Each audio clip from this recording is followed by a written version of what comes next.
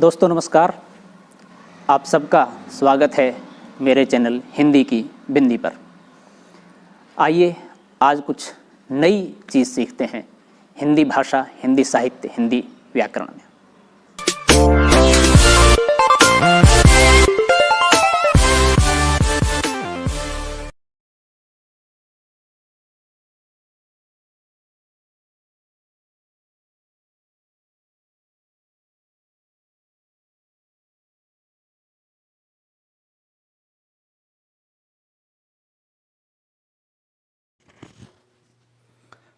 विद्यार्थियों, आज की वीडियो हम बना रहे हैं कक्षा 11 की हिंदी पाठ्यपुस्तक आरोह के पाठ रजनी से। यह मनु भंडारी द्वारा लिखा गया है। मूलतः यह एक पटकथा है, यानी कि जो टीवी सीरियल धारावाहिक्स होते हैं उनके लिए लिखा गया एक नाट्य अंश। मनु भंडारी ने कहानियाँ और उपन्यास के अलावा टीवी सीरियल की पटकथाओं के लिए भी लेखन कार्य किया है और रजनी उन्हीं में से एक कहानी है। तो इस कहानी का हम वाचन करेंगे, इस पाठ का वाचन करेंगे, साथ ही साथ इसका अर्थ भाव व्याख्या करते हुए उसे विश्लेषित करेंगे और लेखिका का संक्षिप्त परिचय। और इस वीडियो के बाद इस पाठ से संबंधित जो प्रश्न हैं उनके उत्तरों को लेकर के वीडियो अलग से बनाएंगे। तो आइए हम शुरू करते हैं आज की वीडियो। आप देख रहे हैं हिंदी की बिंदी चैनल। लोकप्रियता कभी भी रचना का मानक नहीं बन सकती। असली मानक तो होता है रचनाकार का दायित्वबोध, उसके सरोकार, उसकी जीवन दृष्टि। ये पंक्ति मनु भंडारी द्वारा लिखित एक कहानी यह भी से ली गई है और ये इनकी आत्मकथात्मक एक कहानी है। मनु भंडारी, जन्म सन 1931 में भानपुरा मध्य प्रदेश में। आपकी प्रमुख रचनाएं हैं एक प्लेट सैलाब, मैं हार गई, तीन निगाहों की एक तस्वीर, यही सच है, त्रिशंकु, आँखों देखा झूठ, ये कहानी संग्रह हैं। और आपका बंटी महाभोज, स्वामी, एक इंच मुस्कान, ये उपन्यास है जिसमें एक इंच मुस्कान राजेंद्र यादव के साथ संयुक्त रूप से दोनों ने लिखा है। पटकथाएं आपने लिखी हैं रजनी, निर्मला, स्वामी, दर्पण। आपको जो सम्मान मिले हैं वो है हिंदी अकादमी दिल्ली का शिखर सम्मान, बिहार सरकार द्वारा भारतीय भाषा परिषद कोलकाता, राजस्थान संगीत नाटक अकादमी और उत्तर प्रदेश हिंदी संस्थान द्वारा पुरस्कृत किया गया है आपको। मनु भंडारी हिंदी कहानी में उस समय सक्रिय हुई जब नई कहानी आंदोलन अपने उठान पर था। नई कहानी आंदोलन छठा दशक में जो नया मोड़ आया उसमें मनु जी का विशेष योगदान रहा। उनकी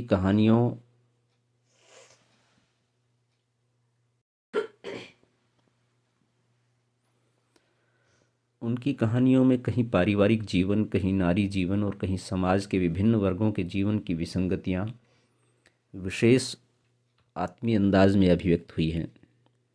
उन्होंने आक्रोश, व्यंग और संवेदना को मनोवैज्ञानिक रचनात्मक आधार दिया है, वह चाहे कहानी हो, उपन्यास हो या फिर पटकथा ही क्यों न हो। मनु भंडारी का लेखकीय रचना संसार अपने आप में दूसरे लेखकों से भिन्न रहा है। जीवन के प्रसंगों को उन्होंने अपने अंदाज में उद्घाटित करने का प्रयास किया है और एक विशिष्ट लेखिका के रूप में अपनी पहचान उन्होंने बनाई है। यहाँ आप मनु जी द्वारा लिखित एक पटकथा पढ़ने जा रहे हैं। पटकथा यानी पट या स्क्रीन के लिए लिखी गई वह कथा रजत पट फिल्म का स्क्रीन के लिए भी हो जाती है और टेलीविज़न के लिए भी। मूल बात यह है कि जिस तरह मंच पर खेलने के लिए नाटक लिखे जाते हैं उसी तरह कैमरे से फिल्माए जाने के लिए पटकथा लिखी जाती है। कोई लेखक किसी भी दूसरी विधा में लेखन करके उतने लोगों तक अपनी बात नहीं पहुंचा सकता जितना कि पटकथा लेखन द्वारा, क्योंकि पटकथा शूट होने के बाद धारावाहिक या फिल्मों के रूप में लाखों करोड़ों दर्शकों तक पहुंच जाती है। इस लोकप्रियता के चलते ही पटकथा लेखन की ओर लेखकों का भी पर्याप्त रुझान हुआ है और पत्र पत्रिकाओं तथा पुस्तकों में भी पटकथाएं छपने लगी हैं। प्रस्तुत पाठ में रजनी धारावाहिक की एक कड़ी दी जा रही है। रजनी पिछली सदी के 90 दशक का एक बहुचर्चित टीवी धारावाहिक रहा है यह वह समय था जब हम लोग और बुनियाद जैसे सोप ओपेरो दूरदर्शन का भविष्य गढ़ रहे थे। वासु चटर्जी के निर्देशन में बने इस धारावाहिक की हर कड़ी अपने में स्वतंत्र और मुकम्मल होती थी और उन्हें आपस में गूंथने वाली सूत्र रजनी थी। हर कड़ी में यह जुझारू और इंसाफ पसंद स्त्री पात्र किसी न किसी सामाजिक राजनीतिक समस्या से जूझती नजर आती थी। प्रस्तुत अंश भी व्यवसाय बनती शिक्षा की समस्या की ओर हमारा ध्यान खींचता है। 1990 के दशक में हम लोग और बुनियाद बड़े ही चर्चित धारावाहिक रहे हैं और काफ़ी कुछ शिक्षाप्रद सामाजिक दृष्टिकोणों से इन सीरियलों की, इन धारावाहिकों की प्रसिद्धि रही है। उन्हीं में रजनी को नियमित रूप से लिखा गया मनु भंडारी के द्वारा, तो वही अंश, वही सीरियल की कहानी यहाँ पर प्रस्तुत है। मध्यम वर्गीय परिवार के फ्लैट का एक कमरा, एक महिला रसोई में व्यस्त है, घंटी बजती है, बाईं दरवाज़ा खुलता है, रजनी का प्रवेश। रजनी: लीलाबेन कहाँ हो, बाजार नहीं चलना क्या? लीला रसोई में से हाथ पोंछती हुई निकलती है। चलना तो था, पर इस समय तो अमित आ रहा होगा अपना रिजल्ट लेकर। आज उसका रिजल्ट निकल रहा है न, चेहरे पर खुशी का भाव। रजनी: अरे वाह, तब तो मैं मिठाई खाकर ही जाऊंगी। अमित तो पढ़ने में इतना अच्छा है कि फर्स्ट आएगा, और नहीं तो सेकंड तो कहीं गया नहीं। तुमको मिठाई भी बढ़िया खिलानी पड़ेगी, सूजी के हलवे से काम नहीं चलने वाला, मैं अभी से बता देती हूँ। लीला हंसकर: नहीं नहीं, मैं तुम्हें अच्छी मिठाई ही खिलाऊंगी, मैंने पहले से ही मंगवा कर रखी है, केसरिया रसमलाई, अमित को बहुत पसंद है न। अब देखिए यहाँ पर क्या है कि जिस तरह से नाटक लिखे जाते हैं, पटकथा और नाटक में उस तरह से कोई अंतर नहीं है। बस फिर अंतर ये होता है कि उसका जब फिल्मांकन किया जाता है, उसको जब शूट किया जाता है, तब डायरेक्टर अपने व्यू से किस एंगल से किस शूट को क्या लेना चाहता है वो निर्भर करता है, वो उस पर डिपेंड करता है बस। बाकी जो नाटक हैं मंच पर दिखाई जाते हैं वो पूरा एक साथ दिखाया जाता है, उसका सीधा सीधा एंगल होता है, और उसकी शूटिंग की जाती है तो उसको भी सीधे एंगल से किया जाता है। फिल्मों में या दूसरा सीरियलों में टीवी के लिए शूट किए जाते हैं, उनके एंगल हर बार बदलते रहते हैं। रजनी: देखो, मुझे अपने घर में ही केसर की सुगंध आ गई थी, बाजार का तो मैं बहाना करके चली आई, वरना तुम तो मुझे काट ही देती। लीला: कैसी बात करती हो, मैं एक बार काट भी दूं, लेकिन अमित अपने मुंह में डालने से पहले रसमलाई लेकर तुम्हारे फ्लैट में दौड़ता। मैं कोई भी चीज़ घर में बनाऊं या बाहर से लाऊं, अमित जब तक तुम्हारे भोग नहीं लगा लेता हम लोग खा थोड़े ही सकते हैं। रजनी आंटी तो हीरो है उसकी। दोनों खिलखिलाकर हंसती हैं। सामान्य बातचीत है। रजनी: बहुत मेधावी बच्चा है अमित, तुम देखना तो आगे जाकर क्या बनता है। लीला: बस सब तुम्हारा ही आशीर्वाद है। फिर घंटी बजती है। लीला एक तरह से दौड़ते हुए दरवाज़ा खोलती है। अमित का प्रवेश। रोज़ की तरह भारी बस्ते की जगह एक हल्का सा थैला है। रजनी अमित को बाहों में भरने के लिए दोनों बाहें फैलाते हुए आगे बढ़ती है। कॉन्ग्रेचुलेशन अमित। बधाई देने के लिए रजनी आंटी पहले से मौजूद है। अमित का चेहरा उतरा हुआ है, पर दोनों में से अभी तक उस पर किसी का ध्यान नहीं गया। अमित आंसू भरी आंखों से थैले में से रिपोर्ट निकालकर माँ की ओर फेंकते हुए। अमित: लो लो, देखो क्या हुआ है मेरे रिजल्ट का। मैंने कितना कहा था कि मैथ्स में भी मेरी ट्यूशन लगवा दीजिए, वरना मेरा रिजल्ट बिगड़ जाएगा। बस वही हुआ। मैथ्स में ही तो पूरे नंबर आ सकते हैं, रिजल्ट बन बिगड़ सकता है। रिपोर्ट रजनी देखने लगती है, लीला उसे अपनी बाहों में भरकर। लीला: पर तू तो सारे सवाल ठीक करके आया था, यहाँ आकर पापा के सामने तूने फिर से किया था उसका सारा पेपर। सब तो ठीक था, तेरे पापा ने नहीं कहा था कि 4-5 नंबर भले ही काट लें सफाई उफाई के, पर 95 तो तेरे पक्के हैं। रजनी रिपोर्ट देखते हुए: पर मिले तो कुल 72 ही हैं। फिर दूसरे विषयों के नंबर भी पढ़ने लगती है। English 86, history 80, civics 88, 88, Hindi 82, drawing 90, सबसे कम मैथ में ही। अमित गुस्से और दुख से: कम तो होंगे ही, ट्यूशन नहीं लेने से मिलते हैं कहीं अच्छे नंबर। सर तो बार बार कहते ही थे कि ट्यूशन कर लो, वरना फिर बाद में मत रोना, रो पड़ता है। लीला अपराधी की तरह सफाई देते हुए: तुझे अंग्रेजी को लेकर थोड़ी परेशानी थी तो अंग्रेजी में करवा दी थी ट्यूशन। अब दो दो विषयों की ट्यूशन, फिर लंबी चौड़ी फीस। बेटे, अपनी आर्थिक मजबूरी की बात वह शब्दों से नहीं चेहरे से व्यक्त करती है। पर यह तो अंधेर ही हुआ कि सारा पेपर ठीक हो फिर भी नंबर काट लो। रजनी रजनी की बाहों में एकाएक बल पड़ जाते हैं। वह रोते हुए अमित को खींचकर अपने पास सटा लेती है। रो मत, उसके आंसू पोंछते हुए। अमित रोएगा नहीं, समझे? मैं जो पूछती हूँ उसका जवाब देना बस। कुछ देर रुक कर, तुझे अच्छी तरह याद है कि तूने पूरा पेपर ठीक किया था? अमित स्वीकृति में सिर हिलाता है।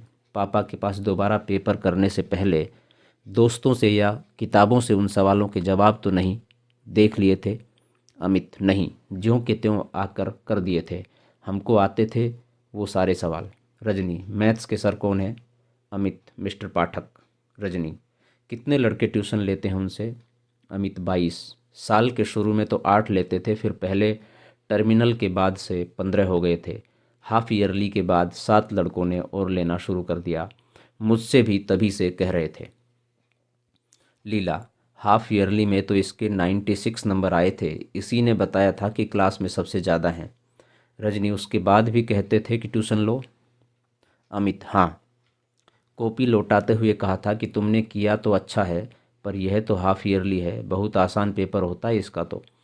अब अगर ईयरली में भी पूरे नंबर लेने हैं तो फिर ट्यूशन लेना शुरू कर दो, वरना रह जाओगे। 7 लड़कों ने तो शुरू भी कर दिया था, पर मैंने जब मम्मी पापा से कहा, हमेशा बस एक ही जवाब, मम्मी की नकल उतारते हुए, मैथ्स में तो तू वैसे ही बहुत अच्छा है, क्या करेगा ट्यूशन लेकर? देख लिया अब। 6th पोजीशन आई है मेरी, जो आज तक कभी नहीं आई थी। अमित की आंखों में फिर आंसू टपक पड़ते हैं। रजनी डांटते हुए, फिर आंसू? जानता नहीं, रोने वाले बच्चे रजनी आंटी को बिल्कुल पसंद नहीं। मम्मी ने बिल्कुल ठीक ही कहा और ठीक ही किया। जिस विषय में तुम वैसे ही बहुत अच्छे हो उसमें कोई क्यों लोगे ट्यूशन? ट्यूशन तो कमज़ोर बच्चे लेते हैं। अमित, आप जानती नहीं आंटी, अच्छे बुरे की बात नहीं होती। अगर सर कहें और बार बार कहें तो लेनी ही होती है, वरना तो नंबर कम ही हो जाते हैं। यानी कि देखिए कि शिक्षा का किस तरह का स्तर है, क्या बदल रहा है। और ये विशेष रूप से जब लिखा गया तब बड़ा दौर था ट्यूशन का। आजकल तो ट्यूशन नहीं बल्कि कोचिंग है, पूर्णतः कोचिंग है, बिना उसके तो काम ही नहीं चल रहा है। लेकिन उस समय गवर्नमेंट स्कूल या प्राइवेट स्कूल के ज़्यादातर शिक्षक, खास तौर से गवर्नमेंट स्कूल के, जो बच्चा जैसे मैथ, इंग्लिश, साइंस के कुछ सब्जेक्ट्स थे, जो ट्यूशन पढ़ने आता था उन बच्चों को नंबर अधिक देते थे, चाहे वो पढ़ाई में वैसे भले ही कमज़ोर हो, लेकिन ट्यूशन के नाम के। तो ये बड़ा ही एक बिजनेस चालू हो गया था, उसी पर कटाक्ष करते हुए सारी कहानी है। रजनी, पेपर अच्छा करो तब भी नंबर कम हो जाते हैं। अमित, हाँ, कितना ही अच्छा करो फिर भी कम हो जाते हैं, जैसे मेरे हो गए। रजनी, यानी कि अच्छा पेपर करने पर भी कम आते हैं सिर्फ इसलिए कि ट्यूशन नहीं ली थी? तो यह तो सर की गलती नहीं, बदमाशी है, और तुम मम्मी से लड़ रहे हो। सर से जाकर लड़। अमित इस भाव से सिर हिलाता है मानो कितनी बेकार की बात कर रही हैं रजनी आंटी। लीला 2 गिलासों में शिकंजी बनाकर लाती है। अमित लेने के लिए हाथ नहीं बढ़ाता तो रजनी घुड़कती है, उसे डांटती है। रजनी, चलो पियो शिकंजी, देखते नहीं चेहरा कैसे पसीना पसीना हो रहा है। दोनों शिकंजी पीने लगते हैं। इस दौरान रजनी कुछ सोच रही है शिकंजी खत्म करके। कल आप 9 बजे तैयार रहिए अमित साहब, आपके स्कूल चलना है। अमित एकदम डर जाता है। कल से तो छुट्टी है, पर आप अगर स्कूल जाकर कुछ कहेंगी तो सर मुझसे बहुत गुस्सा हो जाएंगे। वहाँ मत जाइए प्लीज़, वहाँ बिल्कुल मत जाइए। ये भी एक बड़ी विकट समस्या है कि बच्चे यदि शिकायत करते हैं तो उन्हें ज़्यादा परेशान किया जाता है, तो बच्चे डरते हैं, शिकायत भी नहीं कर सकते। लीला, हाँ रजनी, तुम कुछ करोगी कहोगी तो अगले साल कहीं और ज़्यादा परेशान न करें इसे। अब जब रहना इसी स्कूल में है तो इन लोगों से झगड़ा? रजनी, बात को बीच में ही काट कर गुस्से से, यानी कि वे लोग जो भी जुल्म ज्यादती करें हम लोग चुपचाप बर्दाश्त करते जाएं। सही बात कहने में डर लग रहा है तुझे, तेरी माँ को?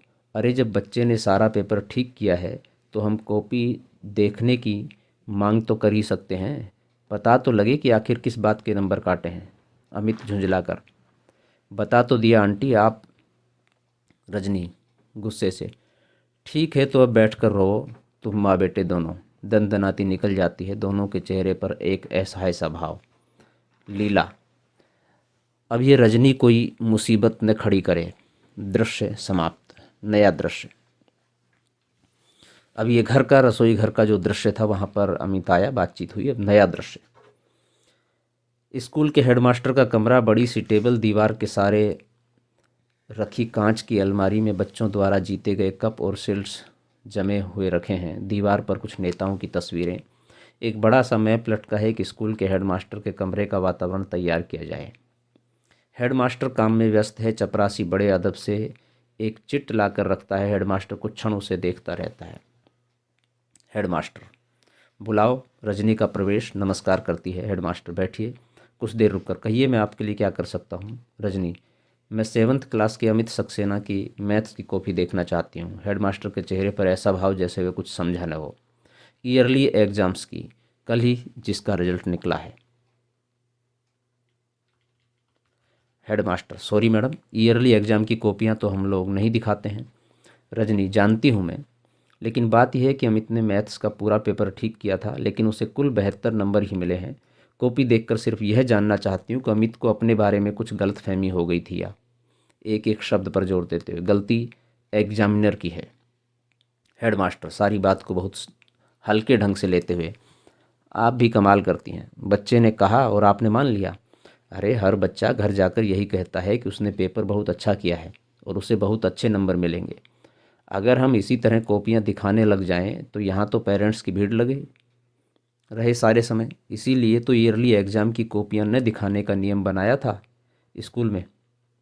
रजनी, अपने गुस्से पर काबू पाते हुए, देखिए आप चाहें तो अमित का पूरा रिजल्ट देख सकते हैं। मैथ्स में हमेशा 100% नंबर लेता रहा है। इस साल भी उसने पूरा पेपर ठीक किया है। तैश आ ही जाता है, यानी कि उन्हें गुस्सा आता है।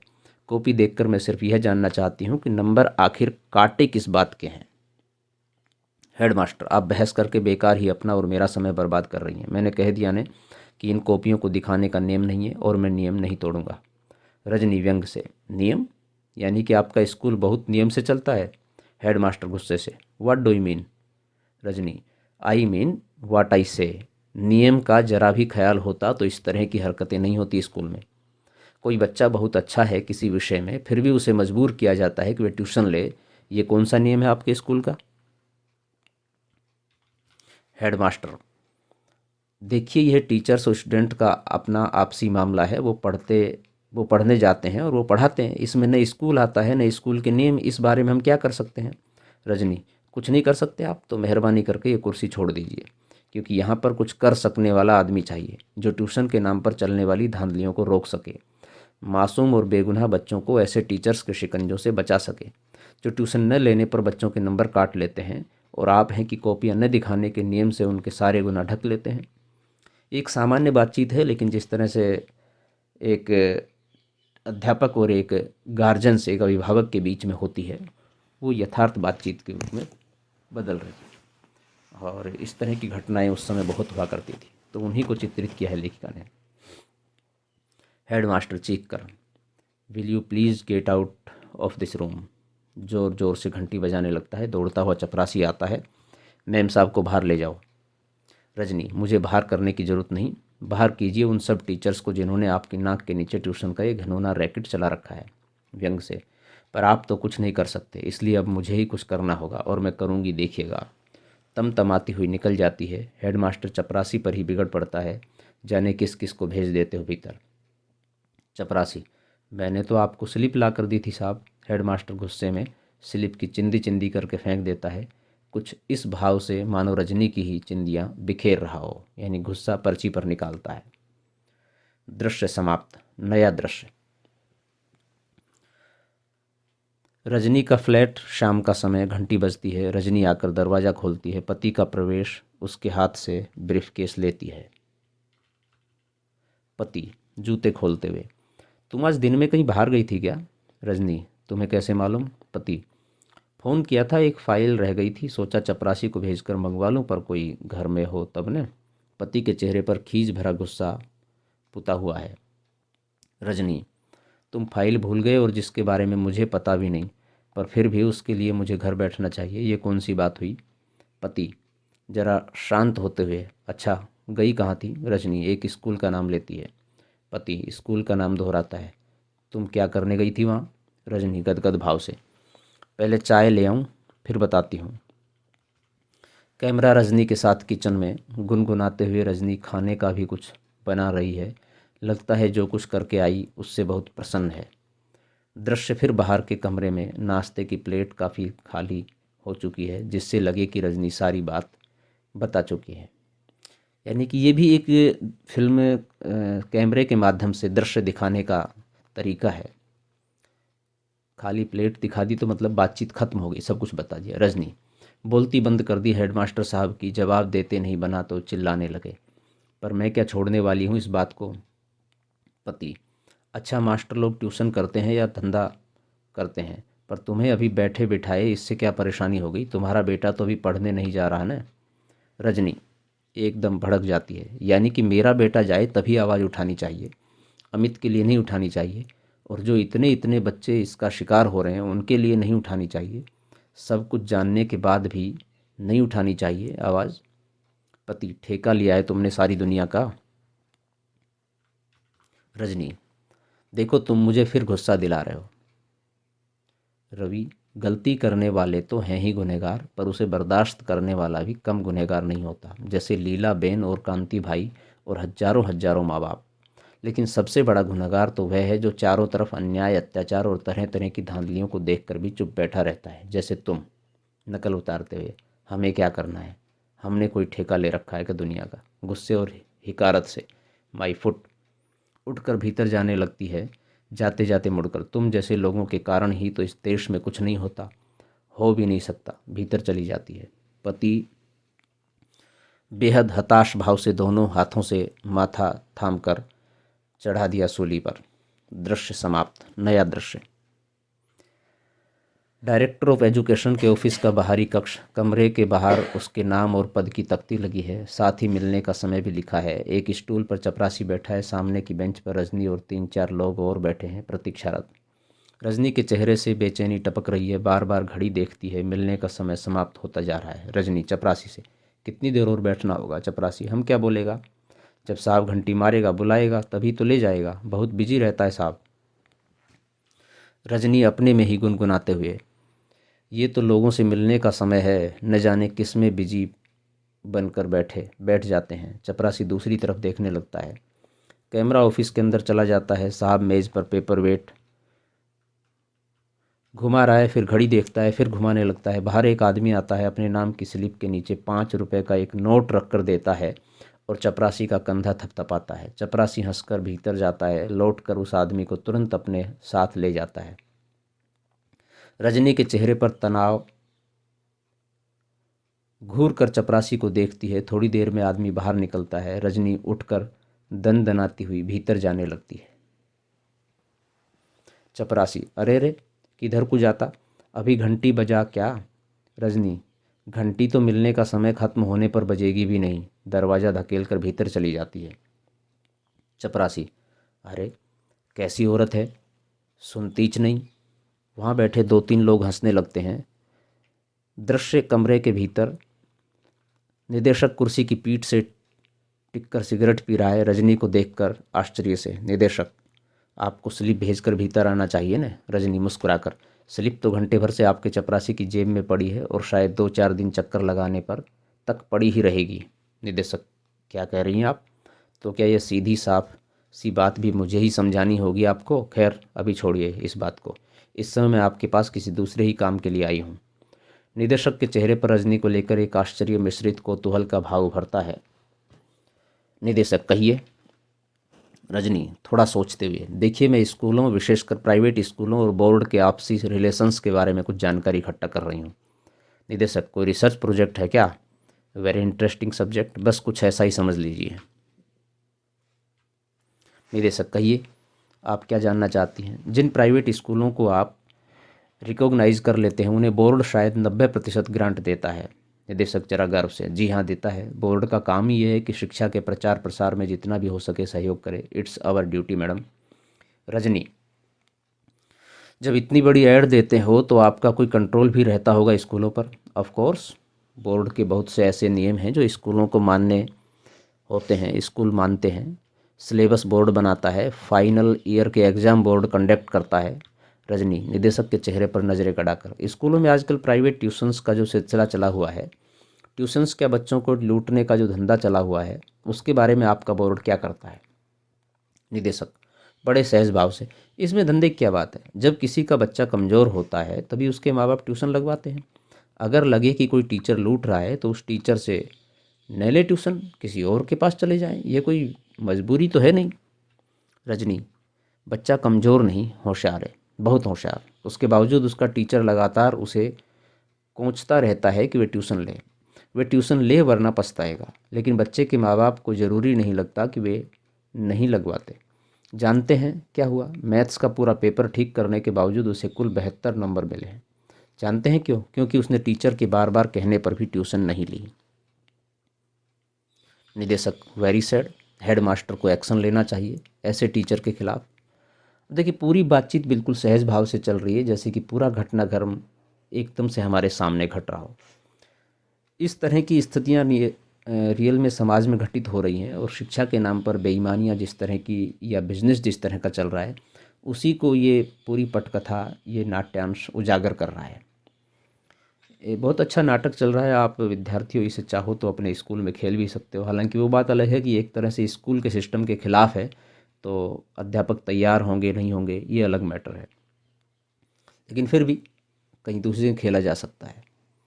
निदेशक वेरी सैड, हेडमास्टर को एक्शन लेना चाहिए ऐसे टीचर के खिलाफ। रजनी क्या खूब, आप कहते हैं कि हेडमास्टर को एक्शन लेना चाहिए, हेडमास्टर कहते हैं कि मैं कुछ नहीं कर सकता, तब करेगा कौन? मैं पूछती हूँ कि ट्यूशन के नाम पर चलने वाले इस घिनौने रैकेट को तोड़ने के लिए दखलंदाजी नहीं करनी चाहिए आपको, आपके बोर्ड को? चेहरा तमतमा जाता है। निदेशक लेकिन हमारे पास तो आज तक किसी पेरेंट से इस तरह की कोई शिकायत नहीं आई। रजनी यानी कि शिकायत आने पर ही आप इस बारे में कुछ सोच सकते हैं। वैसे शिक्षा के नाम पर दिन दहाड़े चलने वाली इस दुकानदारी की आपके बहुत ही व्यंग्यात्मक ढंग से बोर्ड ऑफ एजुकेशन को कोई जानकारी ही नहीं, कोई चिंता ही नहीं। यानी कि ये आपकी ड्यूटी है, आपको ध्यान रखना चाहिए कहाँ क्या गलत हो रहा है। निदेशक कैसी बात करती हैं आप? कितने इम्पोर्टेंट मैटर्स रहते हैं हम लोगों के पास। अभी पिछले 6 महीने से तो नई शिक्षा प्रणाली को लेकर ही कितने सेमिनार्स ऑर्गेनाइज किए हैं हमने। रजनी व्यंग से, ओह इम्पोर्टेंट मैटर्स, नई शिक्षा प्रणाली। अरे पहले इस शिक्षा प्रणाली के छेदों को तो रोकिए, वरना बच्चों के भविष्य के साथ साथ आपकी शिक्षा प्रणाली भी छनकर गड्ढे में चली जाएगी।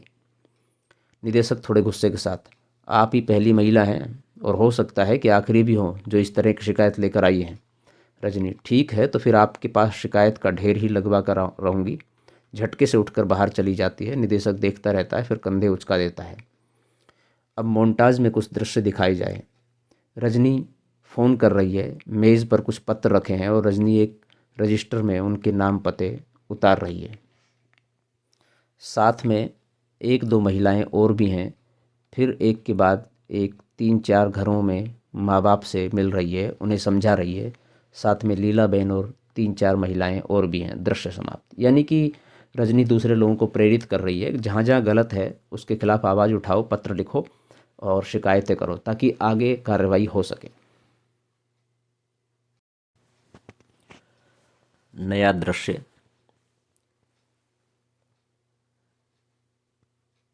किसी अखबार का दफ्तर, कमरे में संपादक बैठे हैं, साथ में 3-4 स्त्रियों के साथ रजनी बैठी है। संपादक, आपने तो इसे बाकायदा एक आंदोलन का रूप ही दे दिया। बहुत अच्छा किया। इसके बिना यहाँ चीज़ें बदलती भी तो नहीं है। शिक्षा के क्षेत्र में फैली इस दुकानदारी को तो बंद होना ही चाहिए। रजनी एकाएक जोश में आकर, आप भी महसूस करते हैं ना ऐसा? तो फिर साथ दीजिए हमारा। अखबार यदि किसी इशू को उठा ले और लगातार उस पर चोट करता रहे तो फिर वह थोड़े से लोगों की बात नहीं रह जाती, सबकी बन जाती है। आंख मूंद कर नहीं रह सकता फिर कोई उससे। आप सोचिए जरा, अगर इसके खिलाफ कोई नियम बनता है तो आवेश के मारे जैसे बोला नहीं जा रहा है, कितने पेरेंट्स को राहत मिलेगी, कितने बच्चों का भविष्य सुधर जाएगा, उन्हें अपनी मेहनत का फल मिलेगा, माँ बाप के पैसे का नहीं। शिक्षा के नाम पर बचपन से ही उनके दिमाग में यह तो नहीं भरेगा कि पैसा ही सब कुछ है। वे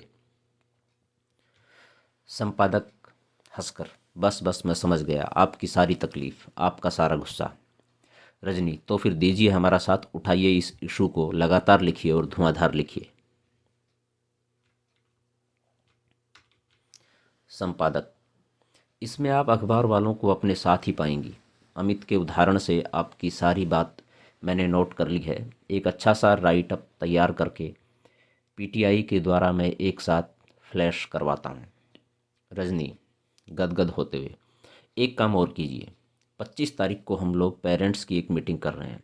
राइट अप के साथ इसकी सूचना भी दे दीजिए तो सब लोगों तक खबर पहुंच जाएगी। व्यक्तिगत तौर पर तो हम मुश्किल से 100-125 लोगों से संपर्क कर पाए हैं, वह भी रात दिन भाग दौड़ करके। जरा सा रुककर अधिक से अधिक लोगों के आने के आग्रह के साथ सूचना दीजिए। संपादक दी, सब लोग हंस पड़ते हैं। रजनी, ये हुई न बात, दृश्य समाप्त, नया दृश्य। तो देखिए विद्यार्थियों, यहाँ पर मूल बात यह है, किसी भी बात को बड़े स्तर पर उठाने के लिए एक आंदोलन की आवश्यकता होती है, जिसमें प्रेस, अखबार, मीडिया की बहुत बड़ी भूमिका होती है। तो उसे प्रेरित करके उसको भी रजनी ने साथ ले लिया और लोगों को भी सूचित कर दिया, और अखबार के माध्यम से अन्य लोगों तक भी सूचना पहुंचाने का प्रयास कर रही हैं, ताकि सब लोग मिलकर के जो गलत है उसके खिलाफ आवाज़ उठाएं, तो निश्चित रूप से वो बदलाव हो सकता है। तो सही सकारात्मक चीज़ों के लिए और गलत के खिलाफ बोलने के लिए इस तरह की मुहिम की आवश्यकता होती है। और एक व्यक्ति चाहे तो फिर धीरे धीरे अन्य लोगों को एकत्रित करके वो एक बड़ा आंदोलन, बड़ा काम कर सकता है, जैसा कि रजनी कर रही है। नया दृश्य मीटिंग का स्थान, बाहर कपड़े का बैनर लगा हुआ है, बड़ी संख्या में लोग आ रहे हैं और भीतर जा रहे हैं। लोग खुश हैं, लोगों में जोश है, विरोध और विद्रोह का पूरा माहौल बना हुआ है। दृश्य कटकर अंदर जाता है, हाल भरा हुआ है, एक और प्रेस वाले बैठे हैं, इसे बाकायदा फोकस करना है। एक महिला माइक पर से उतरकर नीचे आती है, हॉल में तालियों की गड़गड़ाहट। अब मंच पर से उठकर रजनी माइक पर आती है। पहली पंक्ति में रजनी के पति भी बैठे हैं। बहनों और भाइयों, इतनी बड़ी संख्या में आपकी उपस्थिति और जोश ही बता रहा है कि अब हमारी मंजिल दूर नहीं है। इन 2 महीनों में लोगों से मिलने पर इस समस्या के कई पहलू हमारे सामने आए।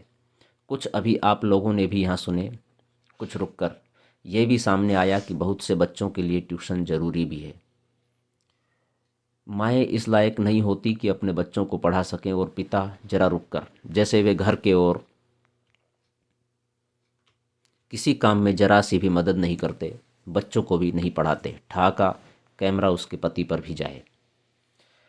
तब कमज़ोर बच्चों के लिए ट्यूशन ज़रूरी भी हो जाती है। रुककर बड़ा अच्छा लगा जब टीचर्स की ओर से भी एक प्रतिनिधि ने आकर बताया कि कई प्राइवेट स्कूलों में तो उन्हें इतनी कम तनख्वाह मिलती है कि ट्यूशन न करें तो उनका गुजारा ही न हो।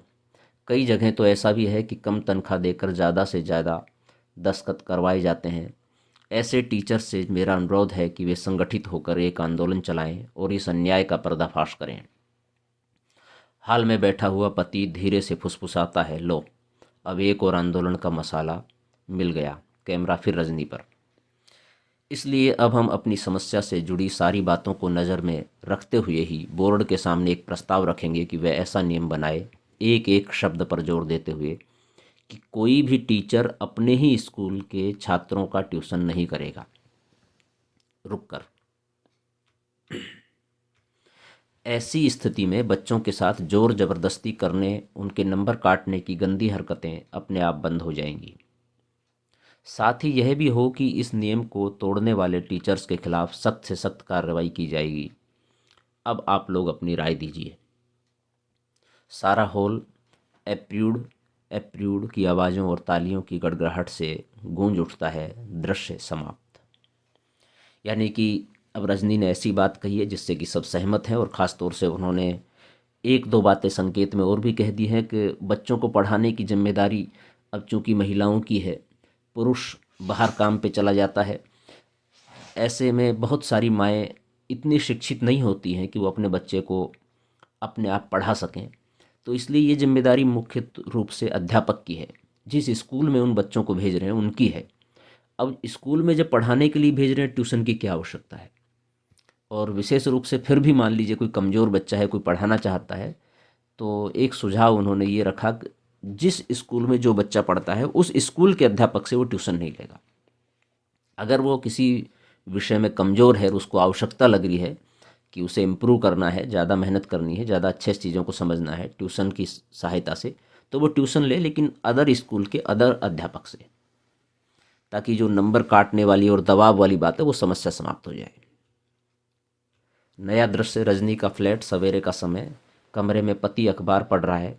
पहला पृष्ठ पलटते ही रजनी की तस्वीर दिखाई देती है। जल्दी जल्दी पढ़ता है, फिर एकदम चिल्लाता है, पति, अरे रजनी रजनी सुनो तो, बोर्ड ने तुम लोगों का प्रस्ताव ज्यों का त्यों स्वीकार कर लिया। रजनी भीतर से दौड़ती हुई आती है, अखबार छीनकर जल्दी जल्दी पढ़ती है, चेहरे पर संतोष, प्रसन्नता और गर्व का भाव।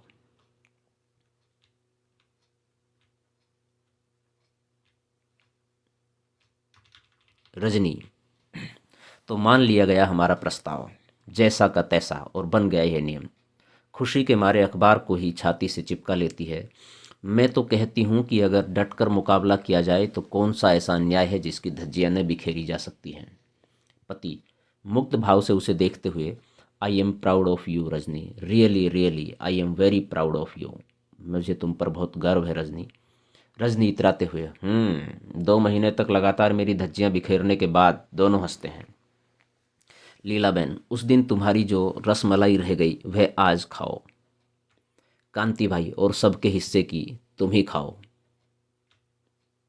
अमित दौड़कर अपने हाथ से उसे रसमलाई खिलाने जाता है, पर रजनी उसे अमित के मुंह में ही डाल देती है। सब हंसते हैं। हंसी के साथ ही धीरे धीरे दृश्य समाप्त हो जाता है। तो विद्यार्थियों, इस तरह से रजनी ने एक बड़ी मुहिम के लिए काम करने का प्रयास किया और उसमें सफल हुई।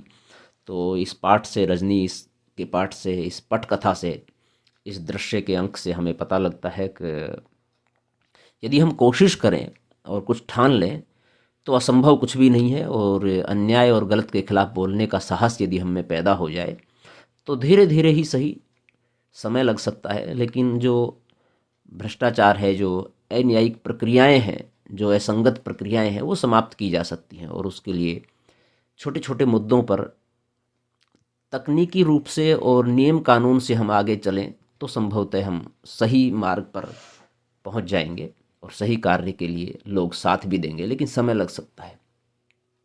तो ये था आज का पाठ। आपको कैसा लगा हमें ज़रूर बताएं। यदि अच्छा लगा हो तो लाइक करें, शेयर करें, कमेंट्स करें और हिंदी की बिंदी चैनल को सब्सक्राइब करना न भूलें। आपके मन में कोई सवाल, कोई जिज्ञासा, कोई प्रश्न है तो आप कमेंट्स के माध्यम से बताइए, हम उसका समाधान करने का प्रयास करेंगे। आज के लिए इतना ही। नेक्स्ट वीडियो में नेक्स्ट टॉपिक साथ फिर मिलते हैं। तब तक के लिए शुक्रिया, नमस्कार।